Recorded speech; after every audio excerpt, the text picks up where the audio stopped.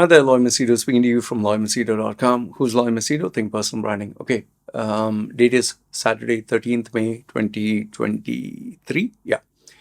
8 hours ago, I posted an update on my community tab. Type out below a question or questions that is important to you, and I'll make a video response in the next few hours. So I received around 13 questions here, and then I received two privately. So I'll answer all of them. Okay. So here goes, timestamps up or down below. The first one was rather, I don't know, sarcastic or something, and the person deleted, "Why am I scared to come to India?" Okay. Here's the thing that will surprise you. In the last 5 years, I have made 4 trips to India. The only thing is, whenever I travel, I do not inform anybody. Nobody here where I stay knows that I'm going for a holiday, except my landlady, and she keeps it private. My wife does not mention anywhere on the social media that we're traveling. I don't mention anywhere. In fact, after I come back and everything is done, only then I mention I'm traveling.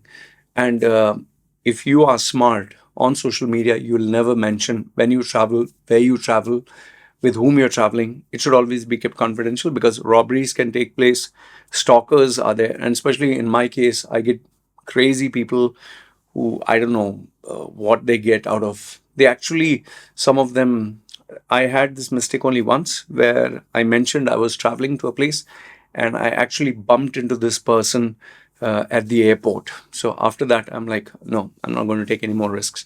And yes, here on the island of Samui, where I stay, somewhere here around 5 kilometers or something, one guy, he lost, I think, 13 million, 13 million worth of his house, the furniture fittings, his car, everything was ransacked. Why? Because he was stupid enough to mention on social media that he was traveling, when he was traveling, and then his Facebook, he kept updating information. So I guess it seems that it was a known person who planned this out, but they have not caught that person, and he lost 13 million. So anyway, do the math. So why am I scared of it? I'm not scared of India. Why should I be scared? I have visited India 4 times. Only thing is I don't mention, and even if I'm traveling, I would never mention to anyone. Okay. Second question. I have a question to ask you, sir, if you permit me. So I said, ask. Okay. You have been a womanizer playboy, crazy about the chase, not about the sex, as we discussed earlier. What exactly new changed from being a crazy man to being a dedicated and controlled man today? Even if you don't chase, you got women chasing you. Why do you prefer not to entertain them? Okay. See, everything in life now is a phase. Okay. When we are school children, we have different set of likes, dislikes, priorities. And when you go to college, different set of likes, priorities. 20s is different, 30s is different, 40s, 50s, 60s. So I went through a phase where I was oozing with testosterone. I was wanting attention. I believed my sense of self-worth was how many women I could attract. So that is why I was chasing a lot of women. Sex was the plus point. It was bonus. I enjoyed the sex. However, after I think a certain period of time, I think it was my 30s, I realized I was not actually looking for the sex. I was more looking for love and all the stuff that comes with it. And the only time I did get hyper about sex was when I was taking steroids to increase my testosterone, which made me kind of crazy. So why did I change? It's very simple. To put it very crudely, a pussy is not going to pay my bills. I'm sorry to be so crude, but today if I spend 8 hours chasing a girl and I win, let's say I get 5 girlfriends today, I mean, who cares? I've been with 300, 400 females or whatever, I lost the number. I mean, who cares? How does it pay my bills? Who is like going to applaud? How is it going to benefit me, my future, or whatever? So I realized this is pointless. Okay. And then as I started to get old, my testosterone thankfully reduced. And today, it's not that I don't like girls. When I see a beautiful girl, hey, wow, nice and all that, but the attraction is less. The The desperation for sex is less. The want to impress someone is less. What I enjoy more is the money and achieving my goals. So even if I don't chase, you got women chasing after you. Yeah, women still do chase. I guess there are a lot of ones who are either horny or they kind of have this fascination. Wow, tattooed guy and all that. Uh, but like I said, it doesn't pay my bills. And one last thing I need to tell you is being a public figure, if a girl were to, let's say I were to have an affair with a girl, even if the girl is bad, even if she's a slut, even if she is a promiscuous individual, nothing will happen to her. Everything that I built up, everything that I created, my brand would get absolutely destroyed. And I don't think I'm interested in destroying my career at this point of time just for, like I told you, a pussy. It's not worth it. Okay. There are people, 50s, 60s, even 70s and 80s, who I know are mad about sex, mad about girls. That's why if you go to Pattaya or you go to any of these other countries where sex tourism is a major revenue generator, there are some guys who are still addicted. Thankfully, me, I'm cured of this. Okay, so my only passion is my career, my brand, my work. Okay, going on to the, if you check the questions. So I've sorted out the questions how? By the newest first. Okay, first one is Tommy Gunn. How big of a role does learning new languages play when a man is trying to meet a new woman, or does it put him in a unique position to stand out from a crowd? Okay, if you know a person's language, let's say the person is French, and I know French, there is more chances for us to develop a bond and connection, especially if you are living abroad. Say, let's say, for example, you're in France, you speak French, the girl speaks French, there's nothing special.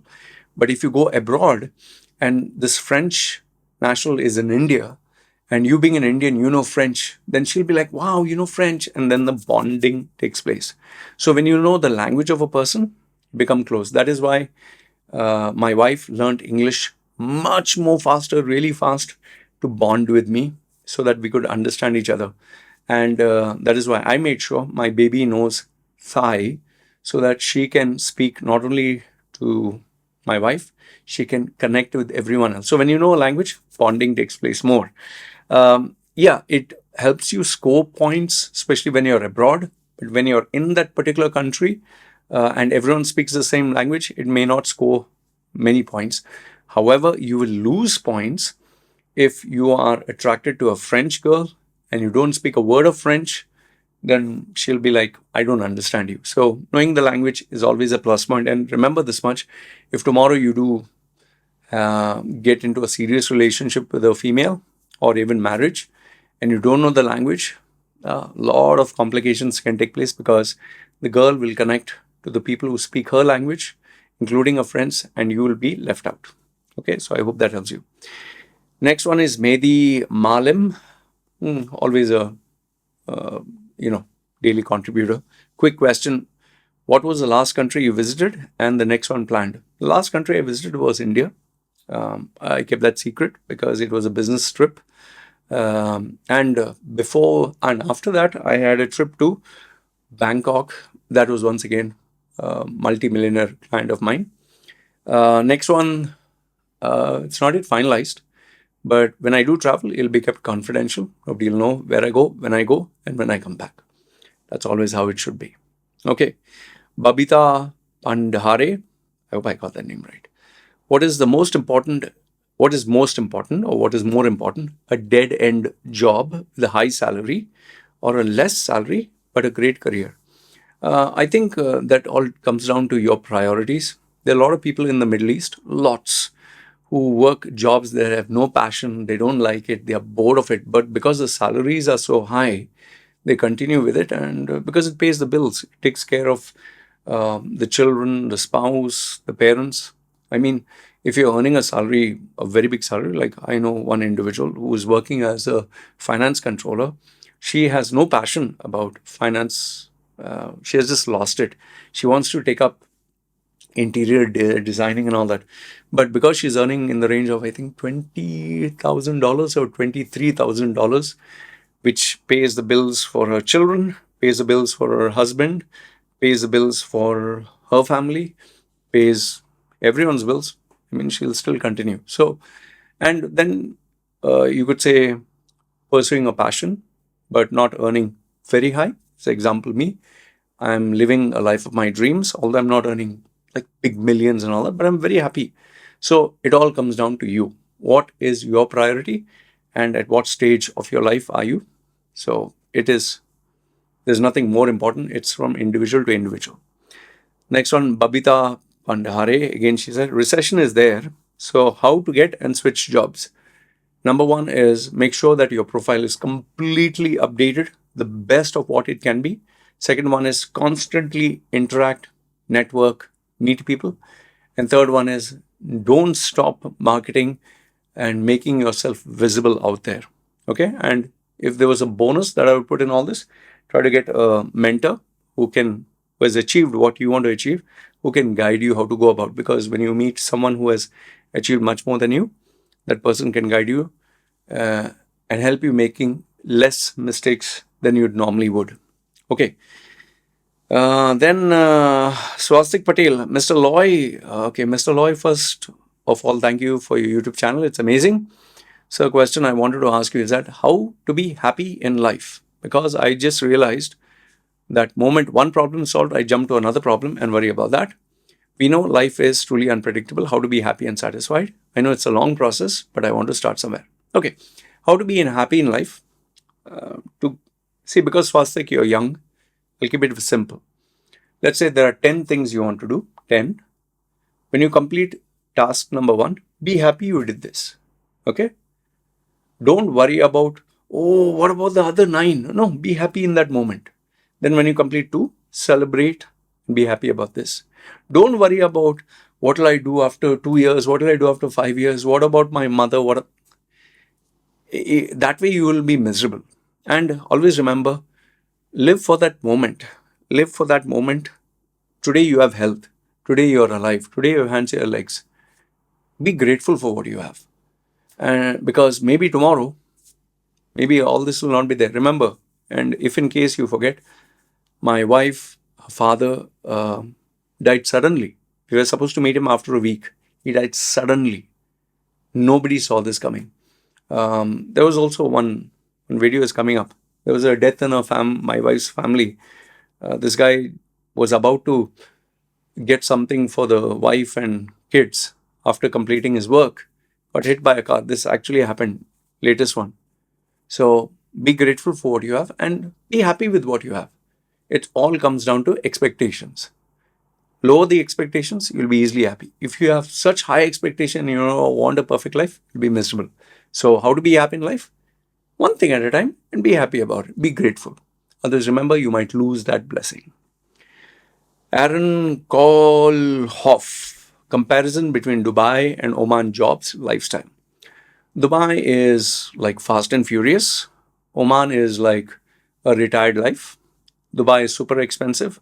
Oman is quite comparatively affordable. Dubai, very high salaries, very high turnover, very high stress, very high everything. It's like for the rich and famous and glamorous and multiplicity of nationalities. Oman is more like a simple, laid back village life. Okay, so you can't compare the two. It's village versus Manhattan. Lifestyle, Oman is very simple. Dubai is, I would say, not only fast furious, bling and slightly fake. It's fake it till you make it. So it all depends on your personality, what appeals to you. Sebastian Figueredo, how to overcome obsession of fatal attraction to someone whom one likes a lot but has to let go because of social compulsion. I try my level best, but difficult to let go. See, it's very simple. I guess you're attracted to a girl, and maybe she's not of the same religion, or maybe she's not of the same community, so you can't continue the relationship, or whatever the reason. As long as you stay in that same place, as long as she's easily accessible to you, as long as you can search her on social media, as long as you're in the same environment, you'll keep thinking about her. Let's say you're in India, and from India, someone pushes you off to Sweden, Switzerland, or let's say Dubai. and now you do not have a number, you do not have her email address, you do not have any information about her, you'll automatically forget. See, this is what happened with my friend. My friend was crazy about this girl for, I think, almost 9 years, and he tried to make it work, and it was terrible. Finally, she made a police case, and he nearly lost everything. And he got into such a state of depression. Finally, someone told him, go to Thailand. He went to Thailand, stayed there for 2 weeks. Oh, when he came back, he was totally a new guy. Why? Because so many girls and so much of fun. And then he kept making trips to Thailand because now he found new options.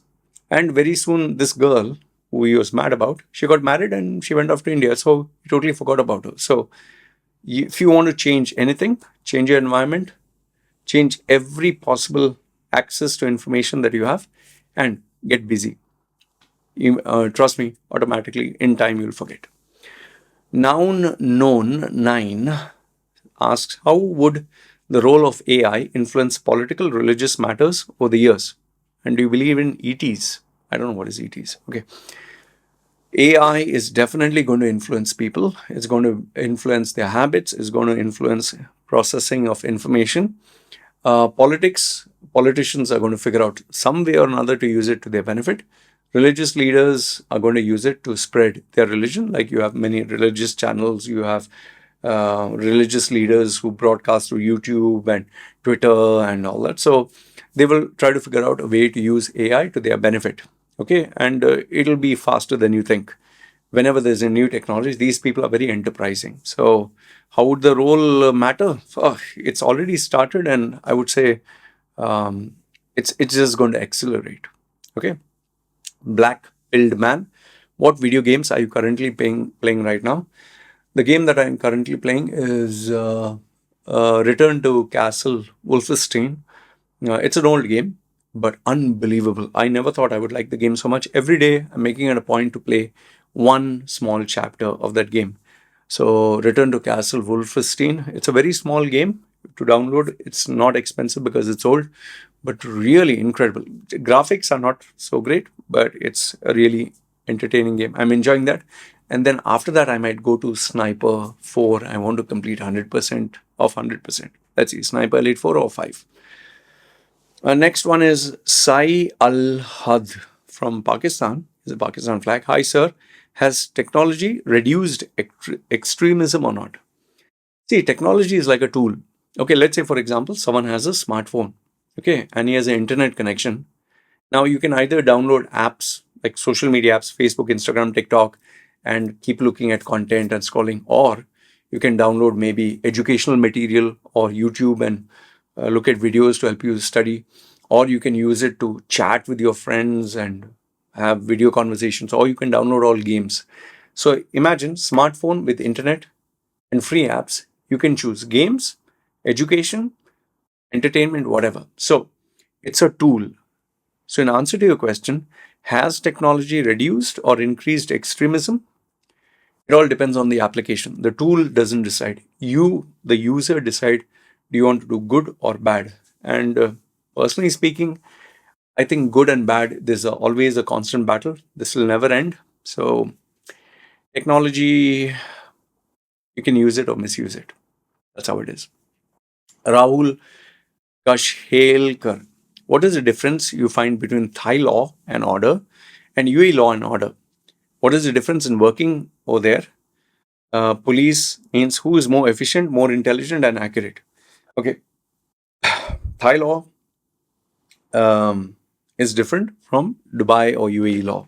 Okay, UAE is an Islamic country with customized Islamic rules. Sharjah is different from Dubai, and they keep evolving and changing. But Dubai is very modern.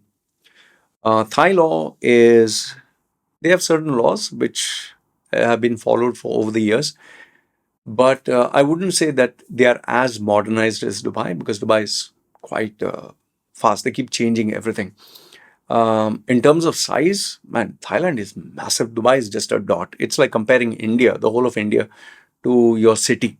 Okay. And in terms of bureaucracy, I would say, like India or Thailand is also, it's highly bureaucratic. But on the plus side, the tourist police, I have experience with the tourist police. Okay. They are really nice. They are very helpful.